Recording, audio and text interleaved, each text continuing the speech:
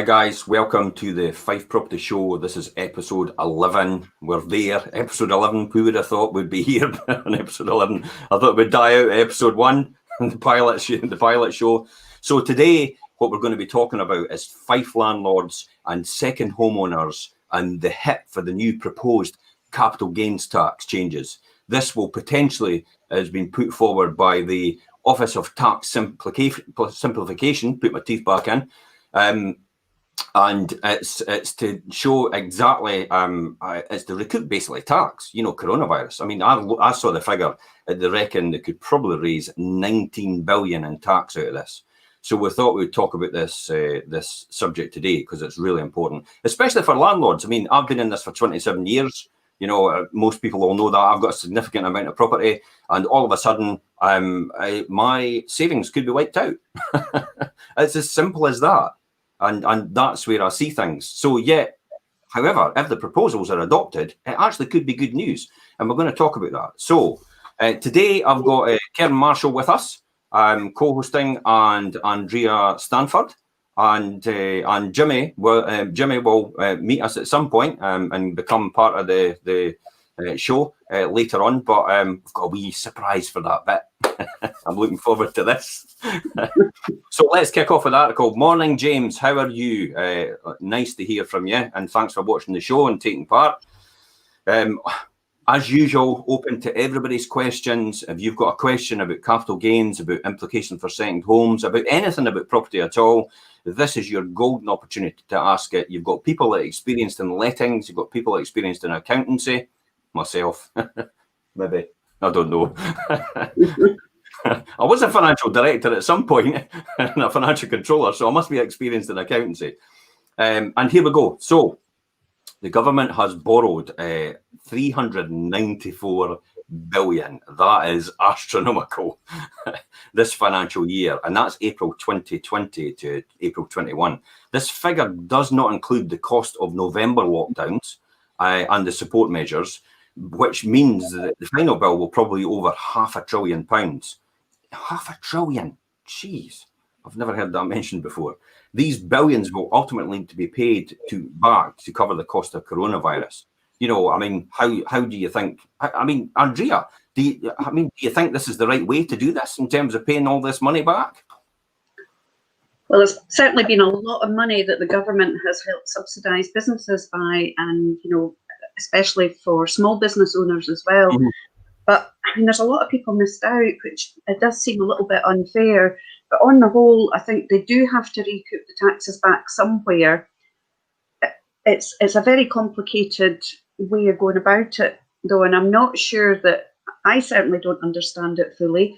Don't have a maths degree, and I'm not quite sure that your average landlord is going to be able to work out the implications of whether it's going to be better to sell their properties and get out of it, or buy more and put their investment into property. Do you think that's the case, Kerin, though, that people should actually think about selling and getting out? It's kind of between a rock and a hard place. You've got landlords that have got so much uncertainty, new regulations in place as well. It gives them a lot of worry about what the right steps to make are, and ultimately we don't know what the right steps are. We're just here to advise them on how we can help them and progress with the properties that they do have. So it'd be a shame for everybody to be like the sell off, because ultimately it's not the right thing to do. There's always going to be a demand for rental properties, especially just now with such a hike in the market. So landlords do have the supply there to be able to fill the property. It's just to make sure they're in the right place to be able to support their property going forward. Do you think the government sees the landlords and second homeowners as an easy cash cow? I do, to be honest. There's so many regulations that have just that are affecting landlords not to a benefit. So they are going to end up shooting themselves in the foot effectively, with landlords wanting out of the market, and then there's going to be less of a property supply for people that are in rental properties. Yeah, this thing causes a housing crisis, actually, not a crash, but a housing crisis, because more landlords then come out of the market. Then the government has to build more council housing or social housing in order to facilitate for that, because that need is always there. Mm-hmm. So what the council are going to make, the government are going to make in the taxes, the council are going to have to spend again to build housing for those that can't get private rents. But then this comes back to my discussion before, that the council are actually buying houses from us as estate agents because they say they can't afford to actually build. It's too costly to build. They're actually better just buying them back out of the stock, the existing stock. So they're actually coming back, and they've become almost competing against first-time buyers. Yeah, the one thing with the council is they will not go above home report valuation, or very often for a purchase of an ex-local authority property that they're buying back. Yeah. It's not always in the best interest. It's a safe transaction, but it's not always in the best interest of the vendor to just take home report valuation, but we know we can get more for it. Yeah, absolutely. And we're going to talk about these numbers and how they've increased over the years, just in a wee while. So, the Office of Tax Simplification, we're going to call them the OTS for easy purposes. So maybe keep getting tripped up by this all the time, every time I try to say it, or I'll maybe need to slow down sometimes. My brain tends to go faster than my mouth. Published a report of tax reform, which was predicted by many in the press. The government department suggested the Chancellor contemplate readjusting the current capital gains tax rates with a person's own income tax rates. So, and actually realigning them with income tax rates rather than actually keeping them as a separate capital gains tax rates. So, just to let you understand, it is actually quite a complex thing. The capital gains tax rates, there is about 5 different levels, and they cover a whole different things, like property is a different rate, shares, stocks and shares are a different rate, art and collectibles are a different rate. So there's about 5 different rates of different types of capital gains throughout the process. And the example here is when we talk about property, there's 2 rates. There's 18% you get taxed if you're a low rate taxpayer, and at 28% if you're a higher rate taxpayer. That's where it is just now. Now, just to explain to you, before this actually came in, when I first started during the war, it's as long ago as that, I think, sometimes. When I first started in this, we had something called an indexation, which meant after a certain amount of years you had held a property, you would be allowed a 5% allowance each year, up to a maximum value of 60% allowance, as an alleviation against your capital gains. Now, that was to take into account inflationary pressure, and that's why that was put in place. But then all of a sudden, for myself personally, I had amassed all these gains, and then all of a sudden the government went, nah, we've changed their mind. We're just going to put a normal base rate in of 18%, we're going to put 28%, and you're not getting your 60% allowances anymore. So that was a shock at that time when this came in, and now they've changed it to that, to what we've talked about just now. But now they're actually wanting to change it to a different tax regime. And again, for me personally, and for other landlords that have been in this for a long time, we're going through this process again, wondering, should we actually just sell up and forget it? Are our pensions, or are the money we've actually accumulated and put aside for our old age, effectively getting taken away from us, and we're not going to have anything to live on? Because for some people, like myself, this effectively was my pension, or is my pension. This is what I have to survive on in my old age. I do not have a pension. I deliberately didn't do that because I knew this was a better route, and I knew this would make more better returns for me. And we'll talk about these returns in a while. So just to come back to saying this would mean that the increase in the rate of capital gains for selling a buy-to-let property from 28 to 40%, that means, if you're a higher rate taxpayer, this rate will now move from 28% to 40% potentially. Remember, this is only a discussion document. This is what's been put forward to the Chancellor just now. And if you want to read it, you can actually just go into Google and type in Office of Tax Simplification, capital gains proposals, and it will be a huge document. I'll tell you what, though, it's about 100 and odd pages. And I sifted through the whole lot to understand the full implications about what could actually happen. It's sad. I don't, I'm that type of person that's quite sad that'll read all these things. And suggested high rate taxpayers, and 45% for additional rate taxpayers. So if you're higher than a higher rate taxpayer, it'll go up to 45%. So to add salt to the wound, the OTS is suggesting cutting the 12,500 relief, that's the personal allowance and capital gains allowance as well. So they're actually suggesting either doing away with it completely, so you have no capital gains relief, because you currently get £12,300 towards that, or you're getting nothing at all. That's what they're thinking about doing, and just taking it away at all. So again, I'm coming back to saying, are we just seen as a proverbial cash cow for the government? Andrea, what's your thoughts on that? It's very difficult because you've got the people that I feel sorry for are the accidental landlords, because they maybe inherited a property, and because of what their earnings are, they'll get thrashed for inheritance tax, and then the government is now going to want to get them for this additional tax on a property that they haven't quite decided whether they want to sell it, so they're going to rent it for a short while. Because when there's been a bereavement in the family, it's hard to let go of some things and to know what the best thing to do. So a lot of people do hold on to properties. A lot of the rentals that are out there are properties that have been inherited. And it's until the people decide what they're going to do with it. So are they going to get clobbered for tax twice? Is it fair? I don't know. That also opens a can of worms about the fact that people are going to residential care long term. If they end up renting their property, does that mean that's a second home? I'm not really sure. I'm not really sure if that would be classed as that, or if it would be. I mean, it is the principal private residence, but technically, the fact that they're going into long-term residential care, is that not the principal private residence again? Has that not been changed? Would the government turn around and say, we want to take that money now as well? We want to tax capital gains on that? That's the implications. So there is a lot of implications out there.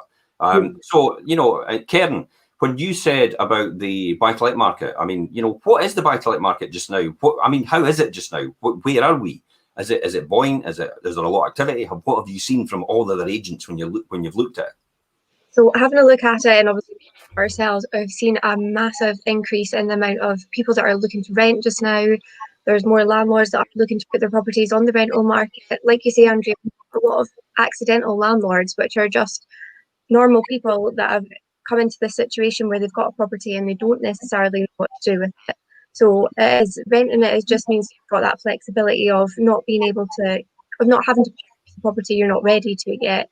And like you say, Jim, they could potentially just be taxed, and sometimes it makes it not worth it for them, and it's a shame. So, but the way the market is just now, agents have been inundated with inquiries for people that are looking to move. Usually at this time of the year, with it being on the run up to Christmas, you'd anticipate people are not going to have as much money and they're going to stay in their house, but that's not been the case this year. The market has been inundated with people that are looking to move, and agents, especially ourselves, have been so busy trying to get people in before Christmas. So it's been a really good time to have property on the market, because you've basically got your pick between tenants for the amount of interest that you are getting for them. Yeah, absolutely. It's almost like, when you think about it, it's almost like the old expression, you can't escape death and taxes, but I've got a funny feeling we could escape death. I actually think that. I actually think it's more difficult to escape taxes now than death itself. You're just going to get taxed on everything and hammered on everything. I think that's where it's going. Andrea, do you want to say something about that? Well, I just feel that a lot of people that are keeping the properties out of sentimental reasons, as I say, it is such a difficult decision for them to make. And part of that decision now is also going to be tax implications. And really, they don't need that hassle in their lives. Mm-hmm. Yeah.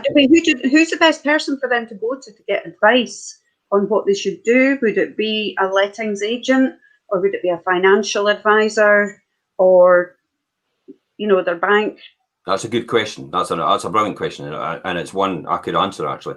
Your first port of call would probably be, if you're wanting advice on financial situation, it's definitely an accountant.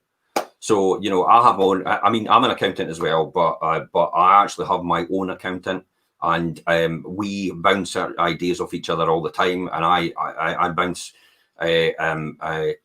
strategies off them just to make sure that I know what the implications are before I actually implement anything. So I know if I'm going to be paying tax one way or paying tax another way, or in every situation. Because if you actually do the wrong thing, you could actually face a huge tax bill later down the road without actually knowing it. Classic example was who knew that you would incorporate in your company would actually be the best way to go forward, to be a limited company now. That is for me anyway, because of the implications now of the mortgage interest relief at low rate. That was never a thing when I first started in buy to let. They never said that they were going to do that at all, and they never gave any indication. So a lot of these properties we bought in their own name because it made absolute sense at that time. Now it's like everybody's saying, well, now you've got to be a limited company. But the problem and the dilemma for me is if I then transfer them to my limited company, the limited company is a separate legal entity in person in its own right. And therefore, you have to pay capital gains.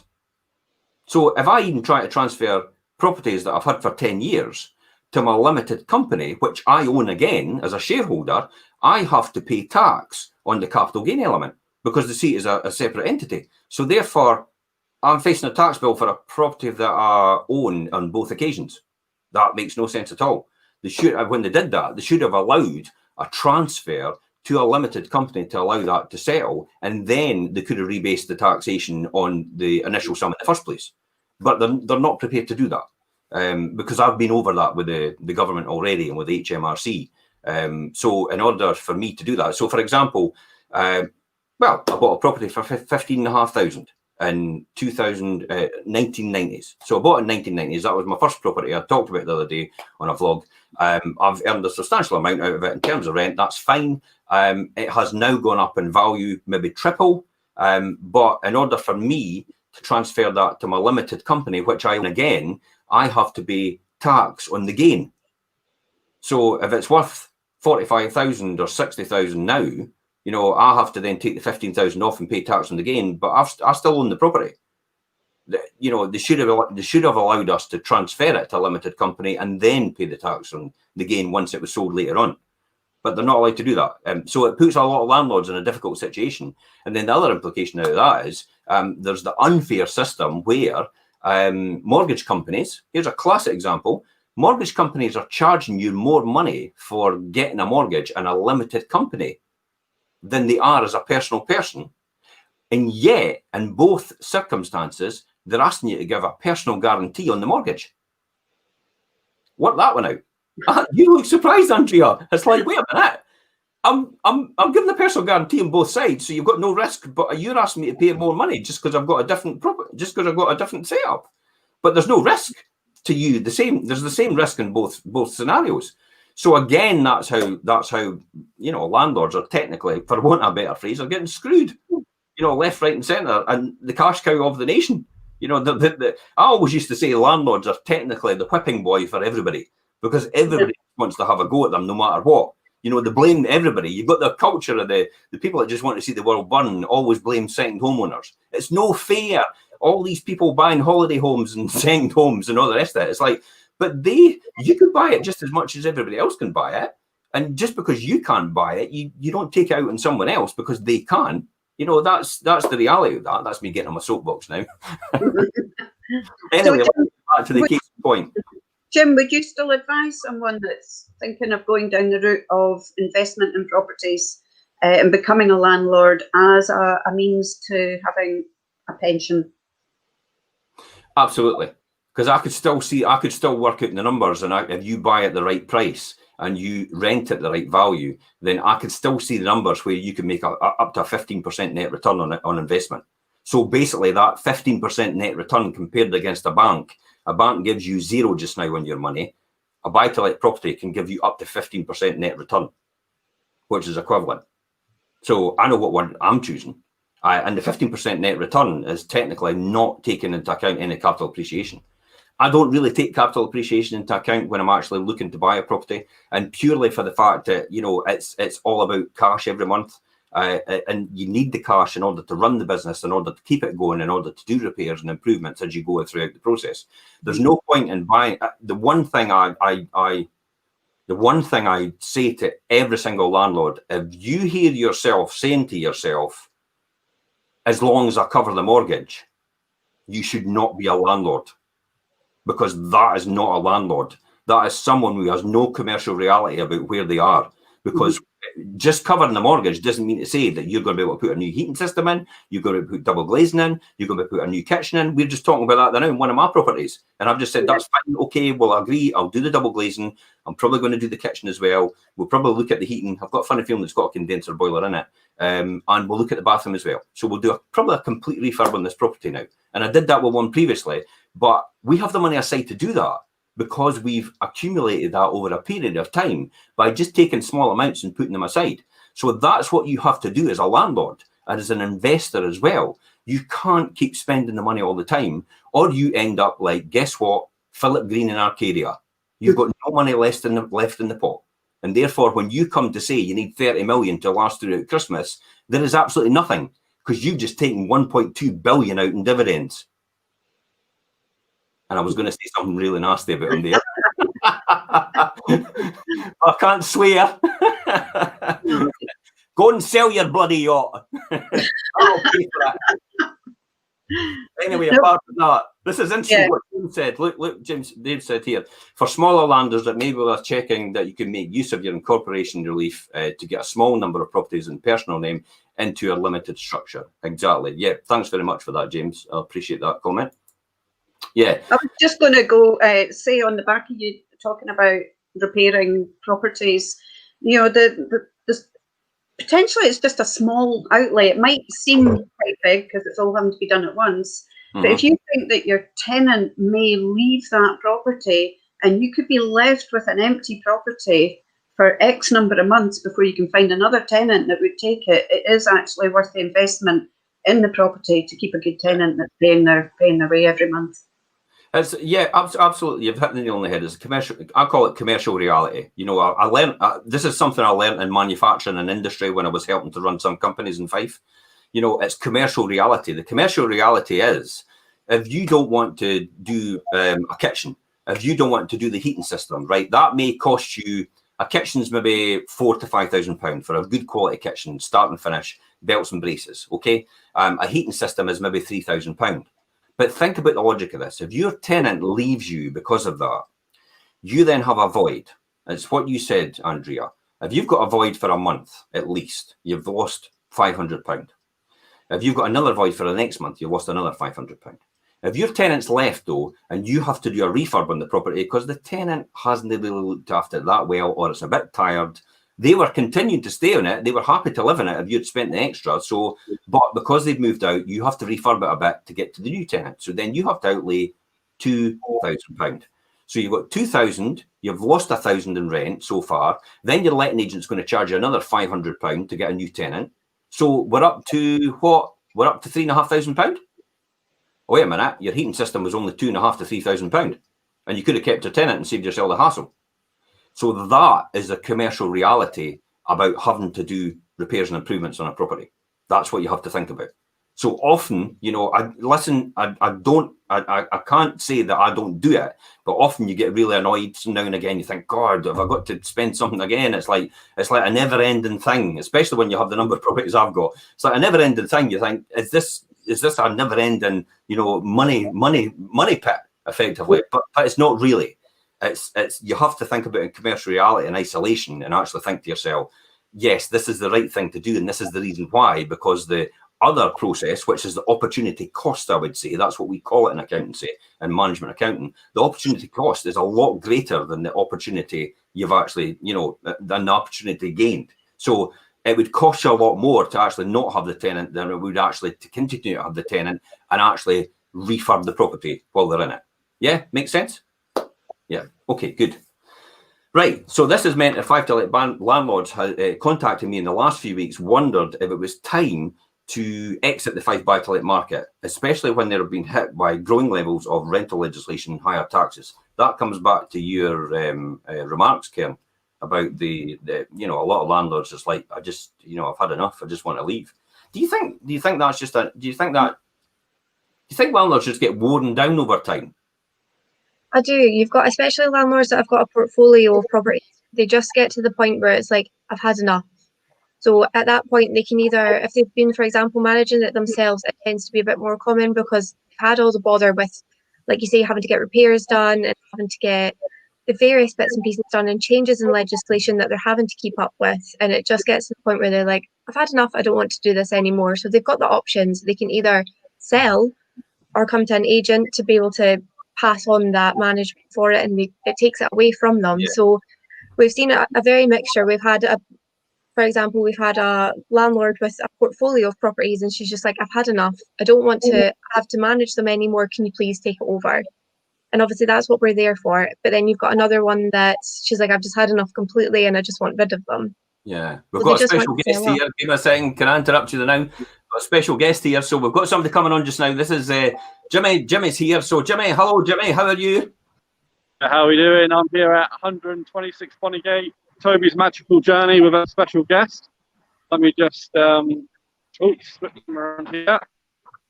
So who's your special guest with you today then? There he is. Hey!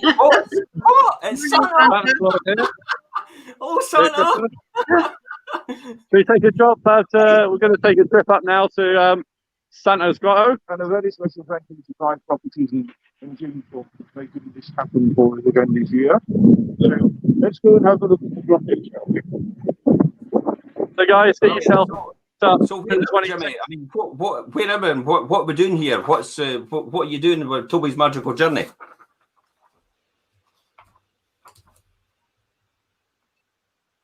Well, we're obviously not getting us a good signal. Anyway, this is Santa's Grotto at Toby's Magical Journey. So Toby's Magical Journey was the brainchild of Toby Etheridge, who was in December 2014. I mean, he was aged 9 years old at that time and he was diagnosed with leukemia. So now 6 years on, he's aged 15. He's raised tens of thousands of pounds over the years for other charities, and he's helped set up his own local children's charity for young people across Scotland suffering from cancer. Okay, so Toby's driving determination to beat cancer and show others like him that living life with cancer is not all doom and gloom, you know, and you've overcome cancer. Fundraising for Toby's Magical Journey are used to provide practical support to others, as well as offering advice and support for families in the same situation. So we are happy to announce that the Countess of Strathmore and Kinghorn is the patron of Toby's Magical Journey. So this is Santa's Grotto. This has been set up specifically for the children of the area now, and to raise funds for Toby's Magical Journey. But this is actually free. You know, Toby's Magical Journey does this for them. Part and parcel of the process every single year. We help this out by sponsoring it. We love to sponsor this event because it's absolutely fantastic and it helps a lot of children around the area. Toby's Magical Journey is based at 126 Bonnygate in Cooper. Now, you can drop in at any time for advice and support or anything like that. And let's see if we can listen to Santa just now or maybe Jimmy and see what's going on. Okay, over to you, Jimmy. So Santa, I'm sure you've got a lot of people coming today. Yes, we have. We're fully booked today. Fully booked today? We are, unfortunately, because of this COVID thing that's been going on, we've had to change how we operate. Normally, we just see people as they arrive, but this year we've had to do this track and trace, you know. Okay. And so they have to register with us so that we keep everything safe in case it develops the virus. We don't want that. What I want to know, Jimmy, is am I on the naughty or nice list? Well, let's have a look. He's actually got the list right here, Jim. And you see, this is the official list. Here we go. Christmas affairs. So let's have a look. I've just seen Andrea's definitely on the naughty list. We'll check Andrea. Oh, well, that says it all. What about Kerin? What is naughty as well? Oh, see, there you go. I didn't think there was any hope for me then, eh? So I was thinking, Jim.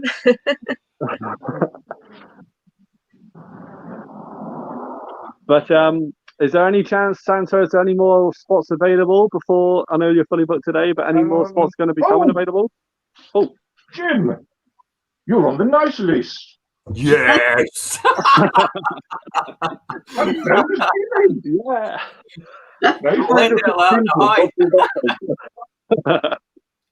Yeah, Let's have a Jimmy. Jimmy, thank you so much for this. Thank you so much, Jimmy. Thank you so much for bringing in Santa. That's absolutely perfect. Santa will be at Toby's Magical Journey every weekend so far in the run up to Christmas. So today and tomorrow and other days as well. One thing I must say, Jim, Yeah, is every Tuesday, Nicola Sturgeon updates the COVID ranges. So while ever we stay in a 3, we can remain where we are. If we move to 4, then unfortunately all Christmas experiences have to stop. all right. Okay, thanks for that, Santa. I appreciate that. And so that's why we have places available coming up over the next 2 weeks.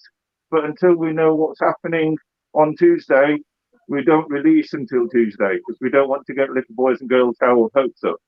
Perfect. Okay. Thank you very much, Santa. Give my regards to Rudolph and your friends, and I'll see you back in the studio in a wee while, Jimmy. Bye-bye for now. Thank you very much, Jim. I'll see you soon. Cheers. Awesome. Who has Santa Claus on their show, eh? Who's next? Have we got anybody else in line? We're not bringing on the Grinch, are we? Yeah. Anyway, okay, so we're talking about so with the tax bills about to go through the roof, is it time to leave the Fife buy-to-let property market? You know, again, back to you, Kerin, you know, is it time to leave? I would say no, personally. From what we've seen, like I said, there's been such an increase in the market for people looking to move. And just with the way things are, with obviously COVID being in place, then we've seen from recent reports that 40% of moves have been put on hold because of it. So it's so much uncertainty. People are not wanting to buy just now because they don't know how things are going to be going forward. So the safer option for them is to rent because they do have the flexibility with it. Yeah. So just now you don't just have people that are already in rented accommodation looking to move. You also have buyers that are not sure what they want to do, also looking to rent. So there's been such an increase to the amount of people that are looking for properties in the rental section of the market. Yeah. Yeah, absolutely. There is a definitely a market for renting, and there always will be as a result because of the mobility of labour and that. I would agree with that. James has actually got a really good tip here. Take on a portfolio if it was 6 or more properties and the tax savings to be made there. The key to that is you've got the additional dwelling supplement. So what happens with that is if you buy 6 or more properties at any one point in time, instead of paying 4% on the full value, you're actually averaged right down to the value of one of the properties. So for example, if every single property for 6 of them was £5,000 in terms of additional dwelling supplement, which is the 4% tax, then what they would do is then they would average it down. So your £5,000 times 6, which is 30,000, would then become 5. So you'd only pay £5,000 in stamp duty instead because you bought 6 or more at once. So it's a really good system if you're buying property. That's why you get a lot of property sourcers out there saying, "We'll buy big portfolios," because they're wanting big portfolios because they save a fortune in terms of the additional dwelling supplement. Thanks for that, Phil. I dropped off the list years ago. I appreciate that, Phil. Thank you. One of the things that I've noticed, obviously, which implicates landlords and their tenants, if the landlord has decided to sell their property and it has a tenant in it, because of COVID, that tenant has 6 months now where they can't be put out of the property. Yeah. So what sort of impact is that going to make? Because 6 months can be quite a long time when you're buying property, and obviously with the tax changing, the LBT tax is not there at the moment until March. People will want to get sold before then. Now, wait a minute. Yeah, absolutely. But just clarify that. The additional dwelling supplement is still there. But the LBD, LTL, whatever it is, you just mentioned it. That one. The stamp duty, that's what we call it. I just noticed stamp duty.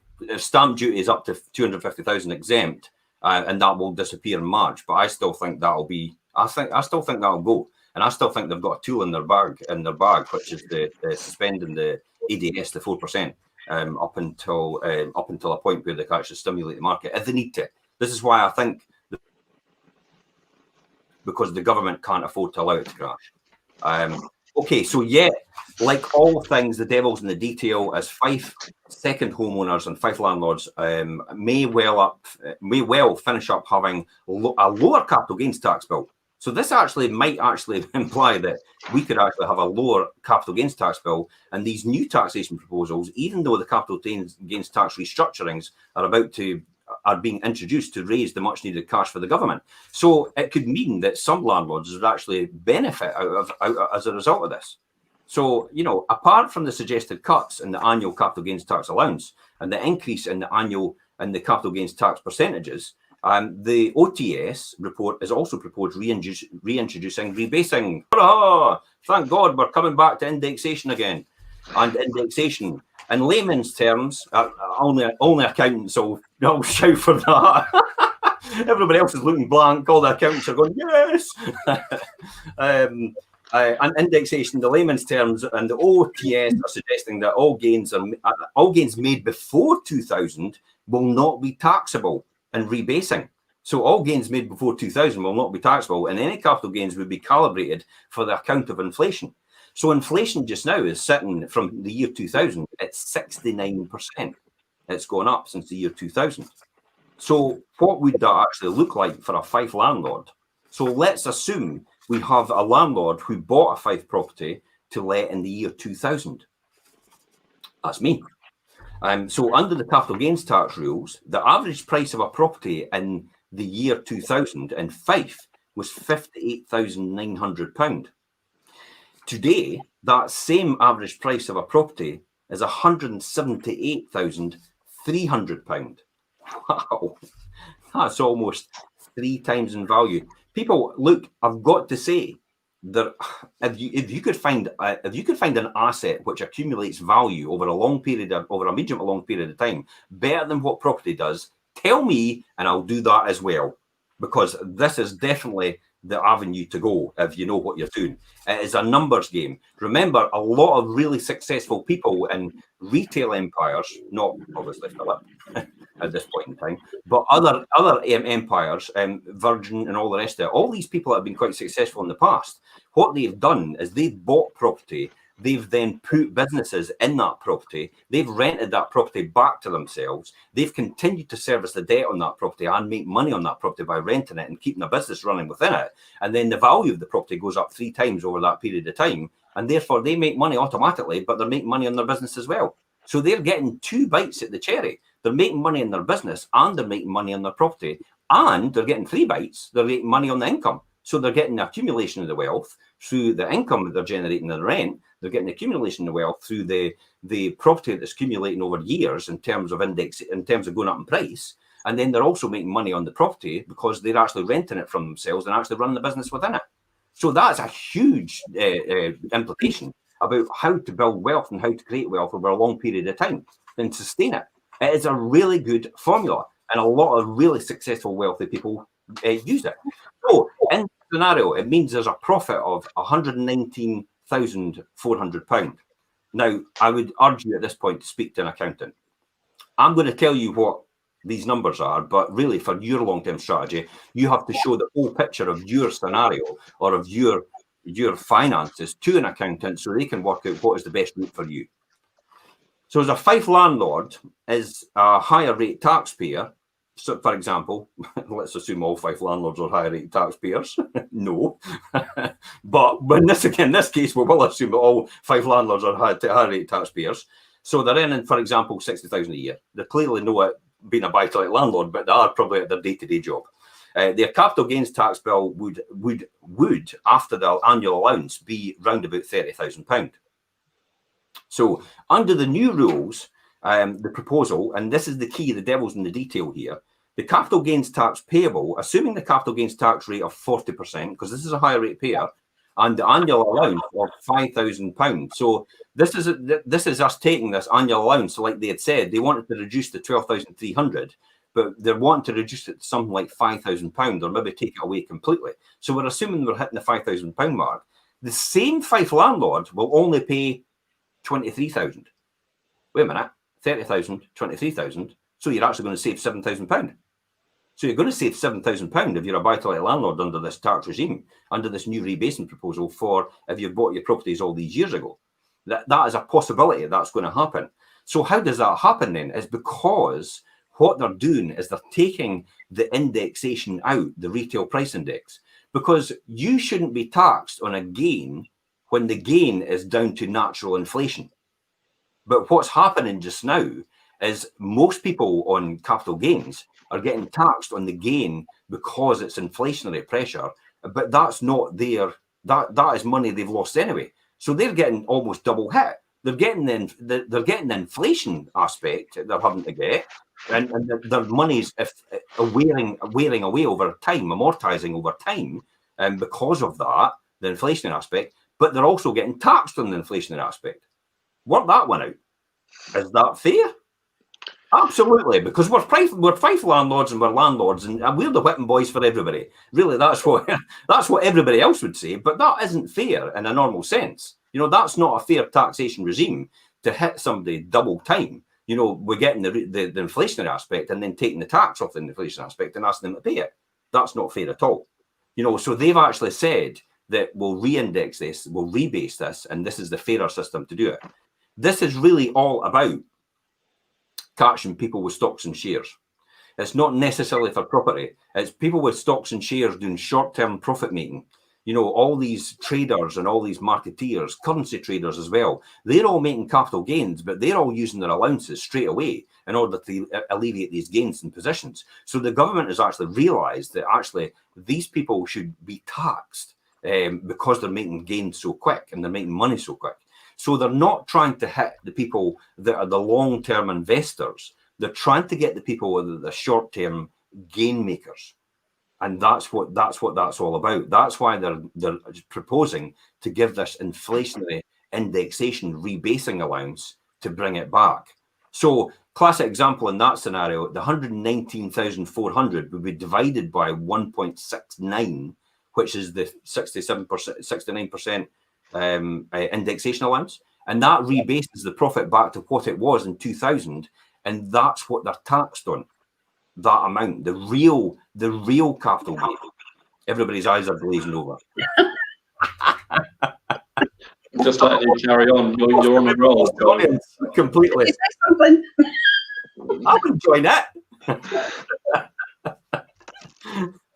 And the savings don't stop there. Remember, under the new OTS proposal, all capital gains made before 2000 will be tax-free.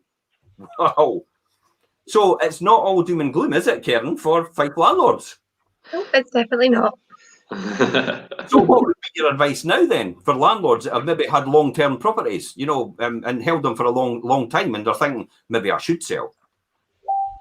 If I was saying to somebody, if you want to sell, my best advice would be make sure you have a multi-agency. So by that, I mean an agency that can deal with sales and lettings, because it just means you've got the varied advice that you're going to need. It means you've got somebody there that can guide you through it, take you through what's best for yourself to make sure that you're either getting yourself staying in the rental market, to find yourself the right tenant that's going to look after your property and minimise any outgoings for it, as opposed to just selling and being done with it. Yeah, that's good advice. Yeah, because it is to have it all in one place and make sure you've got all that information. Jimmy, obviously you've met Santa. Lucky you. Did you never think about becoming an elf, Jimmy? I'm too lanky for that. Right. So I got the ears, but in terms of lettings and that, you know, where do you stand on this?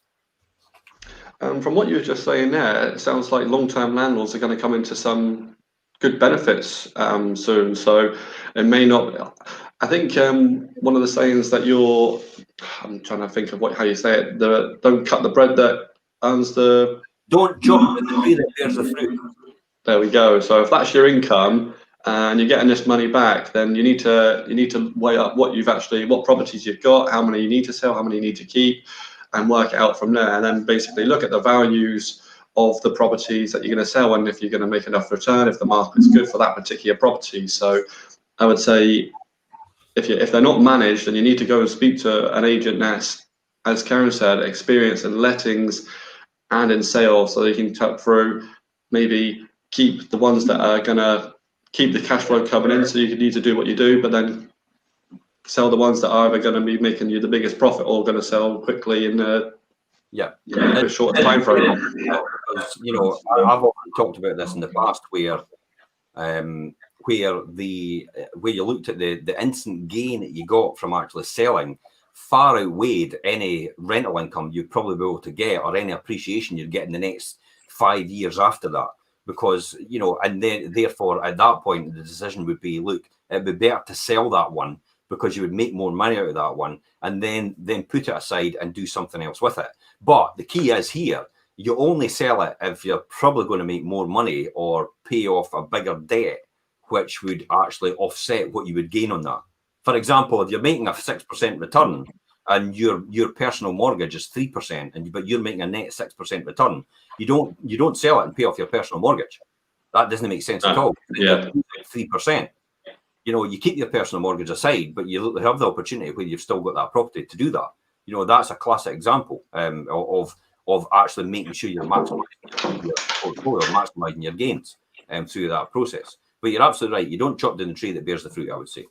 So the savings don't stop there, as I said. However, let us not forget the OTS, I'll say it, OTS, is the report on tax simplification opportunities, not to set the government taxation policy. None of us really have a crystal ball on what the Chancellor will do with capital gains on buy-to-let property or second homes. Although a time has come, it has taught us, with all investments, often the worst thing to do is to make an impulsive decision on what may happen. I mean, classic example. I tell you what as well, what sprung into mind when you were talking about don't chop the tree that bears the fruit, Jimmy. I often get asked the question from a lot of buy-to-let landlords, and they usually say to me, I says, well, why do you have the property in the first place? What is it for? Oh, well, I can pass it on to my children. And I'm like, well, wait a minute. Do you realise, sorry, have you got a personal mortgage on this? Yes, I've got a personal mortgage. Well, you can't pass it on to your children if you've got a personal mortgage on it, because the mortgage doesn't go with it in your name to your children if you pass on. Oh, I never realised that. Well, what's going to happen is if you pass on and you're no longer here, the mortgage company is going to go, you don't exist anymore, therefore we want that mortgage back. So they are going to force you to sell the property. So that property you thought you were going to pass to your children isn't getting passed to your children. Yeah. That's why it's sometimes important to put your property in a limited company, because then it's the limited company that owns the property. It's the limited company that has the mortgages. Therefore, if you go, all you're passing is the shares in the company to your children. And again, I would go back to talking to a solicitor, you know, about the legal implications of that, and also your accountant to talk about the financial implications of that.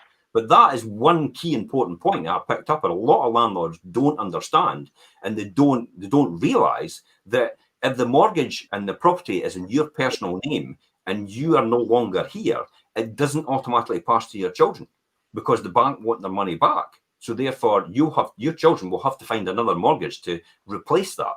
And if they're not in a position to do that, and the bank, nobody will entertain that, they will have to sell the property whether they like it or not. So it won't automatically pass on as an income for your children, whereas a limited company might do it. And that's exactly what I said there, Phil. Absolutely. What about in trust? You're exactly right. There is an avenue to do that in trust as well. And that's where you speak to a solicitor and an accountant about that, to do that, and the implications of doing that. So that is another thing that came out of that. So you hit the nail on the head. Andrea, have you got anything to add to that? I would say you always need to be prepared for every eventuality when you own property, whether you're renting that property out. I think I heard someone say the other week there that if you want to leave a property to your children so that the government are not going to get it to pay for your nursing home fees when you end up there, that'll be next year, Jim, that, to pass it on to your children way before then, and actually have a lifelong tenancy of that property. So I would agree with that. There is maybe implications legally about that. I'm not really sure about the full implications. I think you probably have to do it well in advance. Again, it's speak to a solicitor.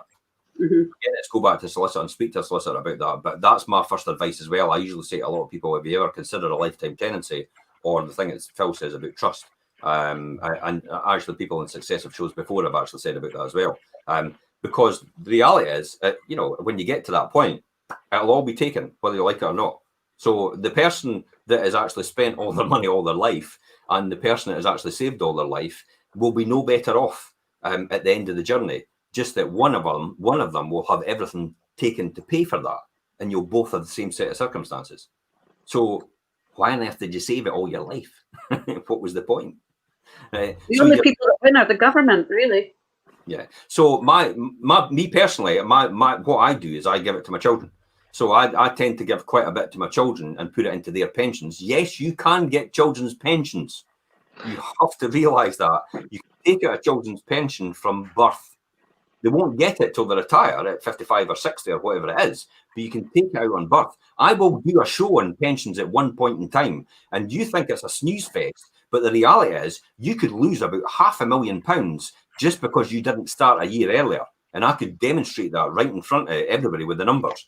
That's amazing to think. Just because you didn't put £2,880 in 1 year earlier, you could lose up to £500,000 at the end of your pension. Compounded interest. It's remarkable. And I will do a show about that at some point in the future, because it is really important for people to understand that. But yes, you take out kids' pensions. That's probably one of the most important things you can do just now, because the compounded effect for your children and the fact that we'll have no pensions for your children when they retire is the be all and end all. And if you think a company pension is going to save you, they're not. Because what a company pension does is it gives you everything what everybody else has got, because everybody else has got a company pension. Yeah. So if everybody else has got a company pension, you've got a company pension, everybody's got the same spending power, so you've not got anything up on anybody else. So guess what? You're a Joe average like everybody else. And you will only be able to have what everybody else has. And it's to retire on 2/3 of your income, which you couldn't afford to live on in the first place. Wow. I know you've when you've come back from visiting a client, how many times that you've spoken to people that they're looking to do X, Y, Z about setting up children's pensions for their children. So you've definitely spoke about it a lot to clients that we've been out to. I can't agree. It's the most important thing ever. You have to remember that, though, going back to the capital gains, you have to remember that capital gains tax only gets charged when you sell or transfer investments. This is what I said about the transfer into a company, which is I think should have been an allowance in the beginning to let people do that, and then get it later on, because it's, in my terms, it's no fair. And most people use their rental investment to provide them with an income. That's key as well. A lot of people use it to provide them with an income. But again, I come back to saying, don't do it just to cover the mortgage. That is not the right thing to do. You can actually just cover the mortgage as a capital repayment mortgage and actually face a tax bill at the end of the year with actually having no money. That's another show in itself. To actually face a tax bill, but actually have no money from your rental income to pay it, because you're only covering the mortgage, which is a capital repayment one. But again, I could demonstrate that. If anybody wants to know further information, please feel free to contact me direct. I'm happy to explain that to them and show them what that actually entails and how that comes about. If you did sell up, the best 90-day building site accounts are obtaining 0.8% per annum. The stock market roller coaster, good luck with that. Actually, it's at 6,500 now, the FTSE 100. And I jumped in and bought at 5,000 when it was down, deliberately, because I know the stock market always goes up and down. So, you know, when you get a golden opportunity, buy on the way down, sell on the way up. Warren Buffett, works for him. And the government 10-year bonds are paying a princely sum of 0.324%. Where else are you going to invest to get your income? Fife Property Investments provide. That's really what it comes down to. I mean, I reiterate, and if somebody's not heard this previously, what I just said, if you can show me a better investment, it gives a better return over the long term than property does, I'll do that as well. So tell me about it. I'm happy to hear that. Okay. So property is an asset. Legal. Yeah. I don't think it would be legal. That's your mind, Andrea. I don't know what you're thinking about, but I don't want to hear that, and that's not maybe for the show. Property is an asset you can touch, feel, and ultimately understand. Maybe this is the time, if you haven't already, to take portfolio advice on your Fife buy-to-let investment. Many Fife landlords do so, whether they use our agency, another Fife agency, or you manage the property yourself. The service that we provide is free of charge, the consultation. You don't need to meet face to face, as we can do over Zoom, and it's without any obligation at all. And I promise you that what you need to hear, not what you want to hear, it's what you need to hear, not what you want to hear. And what do you have to lose out of that? That's really what it comes down to. I think that's the most important point of that. And guys, that's 55 minutes already. Santa's taken up. Thank God Santa was here. Eh? And let's wrap up this show and let's talk about this in finalisation. So, Kerin, what's your thoughts overall on this? My thoughts is make sure you have the best advice that's suitable for your own personal situation. Speak to the right people, whether it's a solicitor, an accountant, an agent. Make sure you're speaking to the right person to get the best advice for you. But just now, the rental market is crazy busy with inquiries and people looking to rent. So it's an ideal time to be putting your property on the market, despite it being on the run up to Christmas. It's not stopping. So, Jimmy. I would be make sure that you're well behaved, so you're on the good, not the good list, not the naughty list. I'm on the nice list. You guys are on the naughty list. But in seriousness, if you are a landlord that's got multiple properties and you are thinking of selling because the market is good now, definitely speak to someone like yourself, Jerry, who's got a load of experience and can best advise you. Because sometimes, because the market is good now, might not be the best decision to sell. Andrea. Think long and hard about what you're doing, because a rash judgment could cost you a lot of money. I think that's it, really, and it is, don't get emotional about investments. That's probably the key, and be careful of the knee-jerk reaction. You know, I'm guilty as well. You know, I kind of sometimes do that, and then 2 or 3 days later it sinks in, and I think to myself, maybe it's not the right thing to do.